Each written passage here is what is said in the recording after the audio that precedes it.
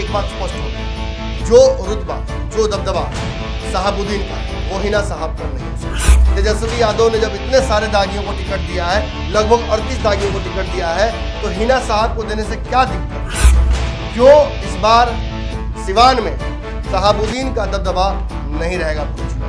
नाम तक नहीं लेगा कोई। क्यों?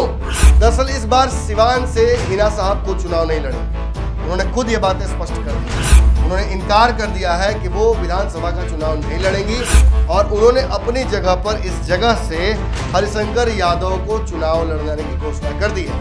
पार्टी ने भी उन पर कहीं ना कहीं विश्वास जता दिया है।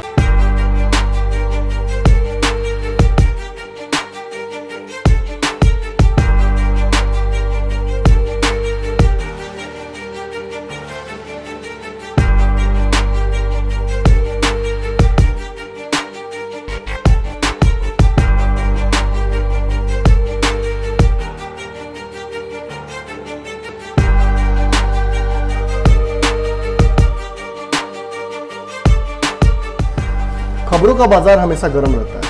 इन गर्म बाजारों से हमें मतलब नहीं है।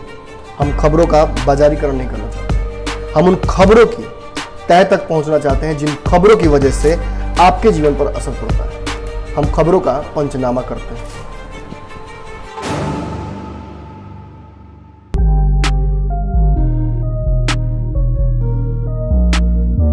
नमस्कार, भारत लाइव देख रहे हैं आप।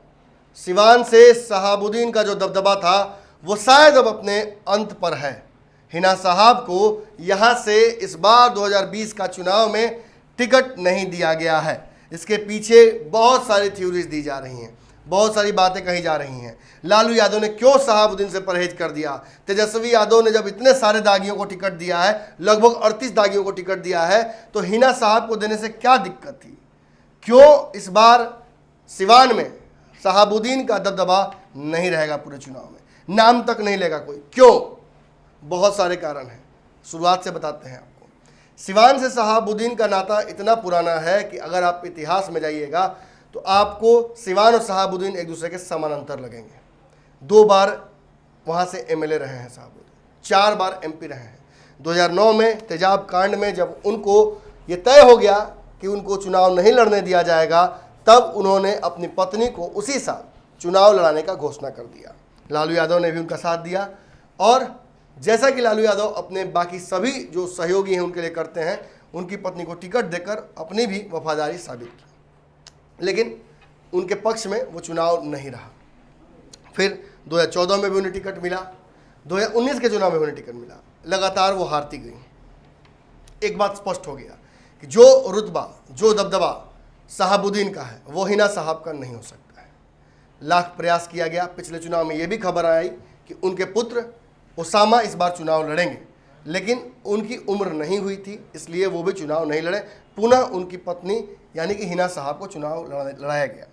लेकिन कहा जा रहा है कि कई बार ऐसे 2009 से 2019 तक लगातार वो एमपी का चुनाव लड़ी, लेकिन कहा जा रहा है कि इस बीच में कई बार उनके टिकट को काटने की भी चेष्टा की गई। लेकिन सिवान से लोगों का हुजूम उठकर आया था और लालू यादव को घेरकर टिकट की मांग करने लगता, जैसा कि 2014 में भी हुआ और 19 में भी हुआ। थक हार कर टिकट एक बार फिर से उनको देना पड़ा। इसीलिए इस बार सवाल खड़े हो रहे हैं कि क्या विधानसभा के इस चुनाव में शहाबुद्दीन के परिवार के किसी सदस्य को टिकट नहीं मिलना चाहिए था? खास तौर पे तब जब पिछले ही महीने उनके पिता की मृत्यु हो गई है। शहाबुद्दीन के पिता अब इस दुनिया में नहीं है, जिसके चलते वहाँ पे सेंटिमेंटल वोट्स भी उनके फेवर में हो सकते हैं। लेकिन अब हम आपको बताने जा रहे हैं कि ये सब कुछ क्यों नहीं हो पाया। दरअसल इस बार सिवान से हिना साहब खुद चुनाव नहीं लड़ेंगी। उन्होंने खुद ये बातें स्पष्ट कर दी हैं। उन्होंने इनकार कर दिया है कि वो विधानसभा का चुनाव नहीं लड़ेंगी और उन्होंने अपनी जगह पर इस जगह से हरिशंकर यादव को चुनाव लड़ने की घोषणा कर दी है। पार्टी ने भी उन पर कहीं ना कहीं विश्वास जता दिया है और तेजस्वी यादव ने उन्हें टिकट भी दे दिया है। खबर ये आई है कि कहीं ना कहीं हिना साहब ने एक इससे पहले भी 2015 में उन्हें ही चुनाव लड़ाया था और वो खुद एमपी की चुनाव को लड़ने जा रही हैं। यानी 2024 में जो चुनाव होगा उस पर उनकी नज़र है। फिलहाल इस चुनाव पर उनकी नज़र नहीं है। खबर ये भी आ रही है कि अगर सरकार बनती है तो राज्यसभा कोटे से भी उन्हें भेजा जा सकता है या एमएलसी बनाया जा सकता है। इन सारे सवालों पर जब हमने बहुत सारे सूत्रों से सिवान की बात करने की कोशिश की तो लगभग हर जगह से यही समीकरण सामने आया कि कि सिवान से इस बार शहाबुद्दीन की पत्नी स्वयं नहीं लड़ना चाहती हैं।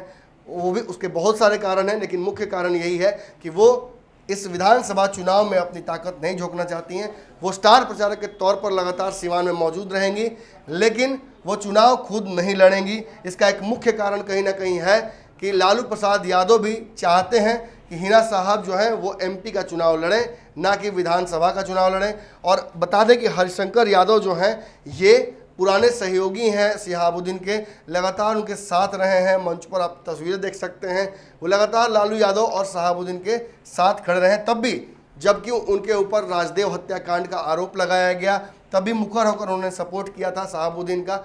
और अब इस चुनाव में उनको टिकट दिया जा रहा है और कहीं ना कहीं सपोर्ट में नज़र आएंगी हिना साहब। ऐसा नहीं है कि वो खफा हो गई हैं, गुस्सा हो गई हैं और पार्टी से अलग हट गई हैं। वो पार्टी के साथ हैं। ये उन्हीं का डिसीजन है कि कहीं ना कहीं चुनाव जो है वो नहीं लड़ेंगी और उनकी जगह पर मौका मिलेगा। करीबी में व्यक्ति शहाबुद्दीन के बहुत उनके अच्छे मित्रों में से एक हरिशंकर यादव चुनाव लड़ेंगे और राजद के टिकट पर ही चुनाव लड़ेंगे। अब देखना यह है कि इस अब तक जो वहाँ पे लालटेन नहीं खिल पाया है, क्योंकि जो अगेंस्ट में वहाँ से व्यक्ति चुनाव लड़ने गए हैं वो भी भाजपा के पूर्व एमपी रह चुके हैं, यानी वो सिटिंग कैंडिडेट थे ओम प्रकाश यादव। उनका टिकट काट कर इनको टिकट दिया गया है। ऐसे में एक बड़ा सवाल ये खड़ा होता है कि जब दोनों तरफ से यादवों को लड़ाया गया है, हमने कल आपको बताया भी था कि भाजपा इस बार कहीं ना कहीं राजद के खिलाफ यादव कैंडिडेट ही उतार रही है। ऐसे में जो लड़ाई है वहाँ का बहुत दिलचस्प हो जाता है कि जहाँ एक तरफ शहाबुद्दीन के करीबी व्यक्ति चुनाव लड़ रहे हैं, वहीं एक्स एमपी जो कि भाजपा कोटे से सिटिंग एमपी थे, जिनका टिकट पिछले 2019 के चुनाव में काट दिया गया था, वो चुनावी मैदान में है। तो ऐसे में ये जो लड़ाई है सिवान की बड़ी दिलचस्प हो जाती है। हमारी नज़र इस लड़ाई पर बनी रहेगी, आपकी नज़र भारत लाइव पर बनी रहे तो अच्छी होगी। बढ़ाएं अपना कदम सक्सेस की ओर शिखर करियर इंस्टीट्यूट के साथ। शिखर करियर इंस्टीट्यूट पूर्वी भारत में एकमात्र कोचिंग संस्थान जो एक्सक्लूसिवली है मेडिकल एंट्रेंस एग्जाम के लिए।